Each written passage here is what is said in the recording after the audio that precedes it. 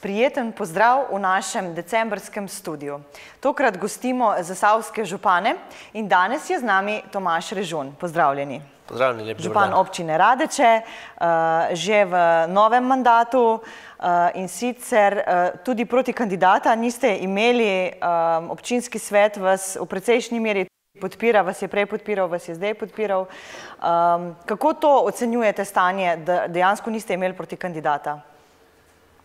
Jaz verjamem, da so ljudje, občanke, občani prepoznali, da delamo za kraj, delamo za ljudi, tako da ekipa se res ne menja, kar pa ne pomeni, da tudi predvolivno nismo šli med ljudi, prav nasprotno. Delali smo, kako da bi imeli najmočnejše protikandidate, mislim, da je to edino vodilo in na terenu so ljudje rekli, da trenutno prepoznavajo in ne vidijo razloga, zakaj bi se menilo in jaz verjamem, da je temu res tako in ni nobenih fikr od zadaj, tako da res je, ista ekipa, gremo naprej, gremo dalje.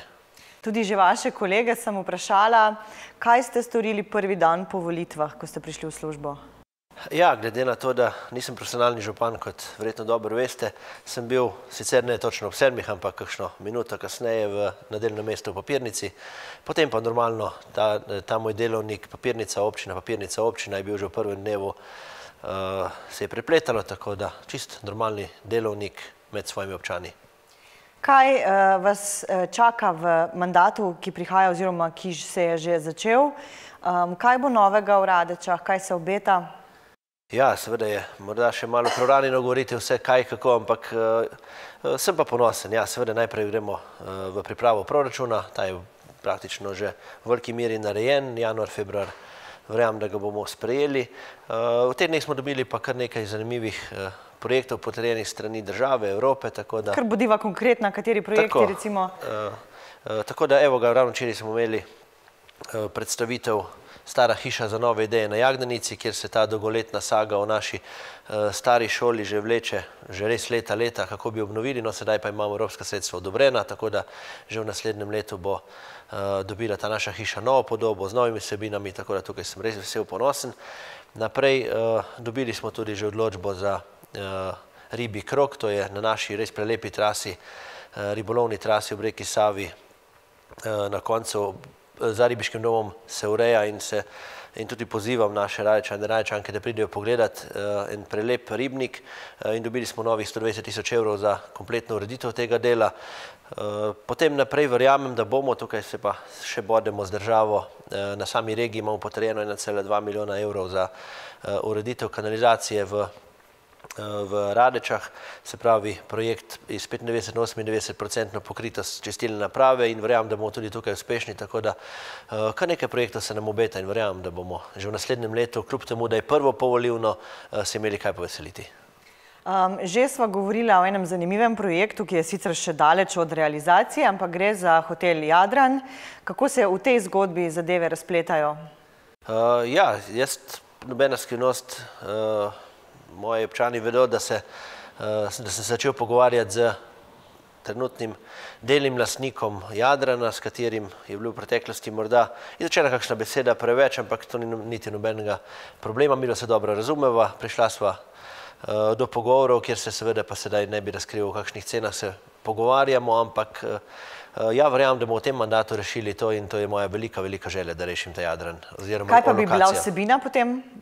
Ja, to je pa dobro vprašanje, tukaj pa se malo krešejo mnenja, vendar jaz prepustim strokovnjakom, naj oni povedo.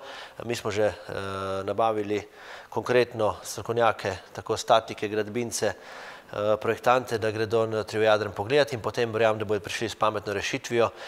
Vem pa samo nekaj, to, kar imamo sedaj, ni v redu, ni dopustno, verjamem, da bo ali nova stavba ali urejen ta Jadran, to prepustimo ljudem in stroki. Torej, to je ena izmed stvari, ki kazijo center mesta. Kaj pa še v centru? Nekatere stvari so se že uredili, območje okrog občine, občina. Kaj še planirate v samem strogem centru? Tudi šolo ste pred kratkim, pa območje pod šolo uredili. Ja, že v tem oziroma v naslednjem letu, zaključujejo ga počasi.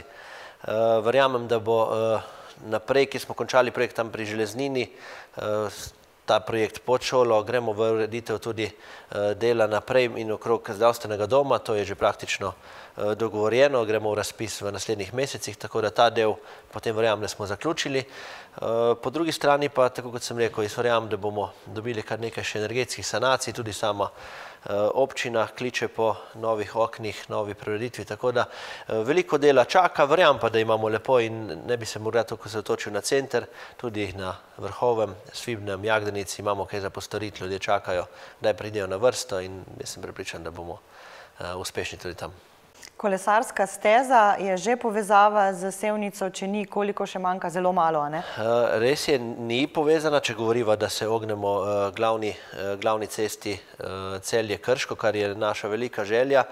In tukaj delamo projekt, se pravi od tega, ko sem premenil Ribnika, do Vrhovega, da gremo pod cesto, domačini bodo vedeli, pod Idelno graben.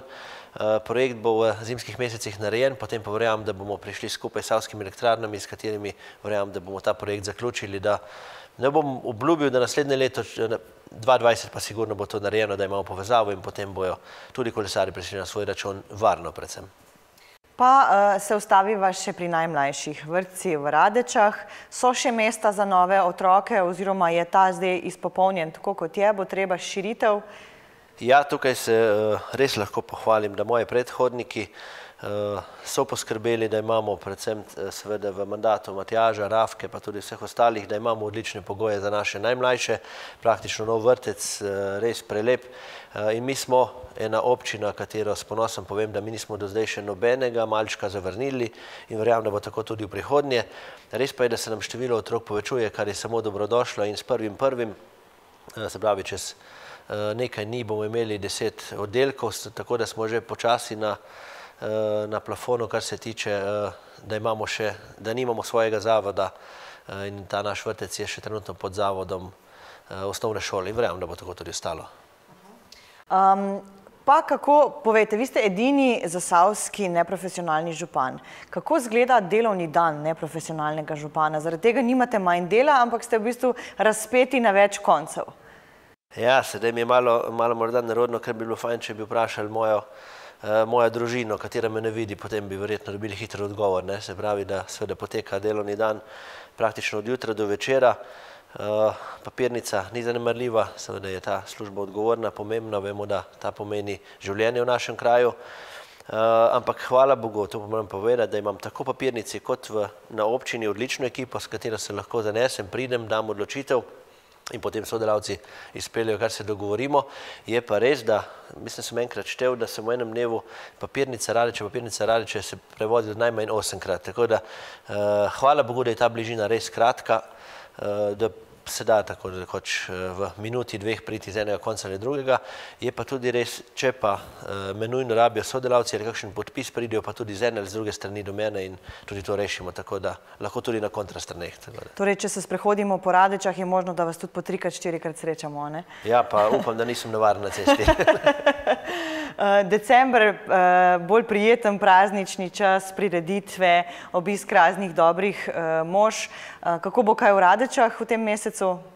Jaz sem res vesel, da smo 1. december zakorakali, tako kot je že tradicionalno, v našo oranžno noč, Radeško noč, kjer smo res napolnili center Radec s prižigom lučk, potem pa se sprehodili v našo pravimo Radeško lepotico, športno dvorano, kjer so se mažorete predstavili tako kot že 20 let zapored, kjer pokažejo, kaj so v preteklem letu naredile. Zopet so bile evropske prvakinje in jaz sem vesel, da je bila dvorana tako nabito polna, da se ni dalo sedeti. To je samo potrditev, da se tudi Radečani pridejo ven, se znajo poveseliti, se odpiramo naprej, kajti če so službe, če so delna mesta, potem je se lažje tudi za popoldan, za druženje, za klepet, kar pa to znamo narediti.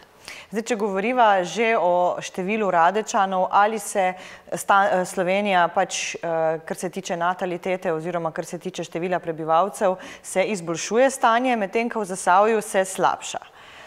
Kako je recimo ta slika v Radečah? Ja, mi nismo Tukaj nismo daleč od Zasavja, to bi sedaj lagal, glede na to, da pri nas stanje se ne dviguje.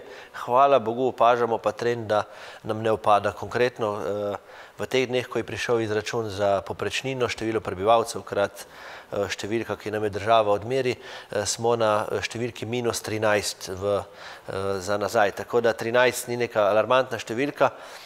Je pa res, kaj nas stare, tako kot sem prepričan, da komplet Zasavje, te naše ceste do avtoceste, kajti vemo, da danes ta logistika bi bila dobrodošla do vseh in tudi mi pričakujemo, da se na tem področju naredi premik naprej in potem bo tudi pri nas, verjamem, da ostal kakšen doma, ko danes, nažalost, odhaja in se ne vrne. Pa ker sva ravno v zaključku leta, še mogoče eno kratko posvetilo našim bralcem, gledalcem, vašim občanom. Ja, kaj druga reči, kot jaz verjamem, da smo pretekla 4 leta korektno sodelovali, verjamem, da bo tako tudi naprej. V letu 2019 pa kaj druga želeti kot eno res lepo, srečno, predvsem pa mirno v krogu svojih najdražjih in jaz verjamem, da bo zdravja polno in da bomo, ko se vidimo, si stisnemo roko in si zaželimo vse dobro. Najlepša hvala. Hvala tudi vam. Srečno in polno pa tudi vam, dragi gledalci. Hvala, ker ste nas spremljali in v kratkem objavimo še kakšen intervju.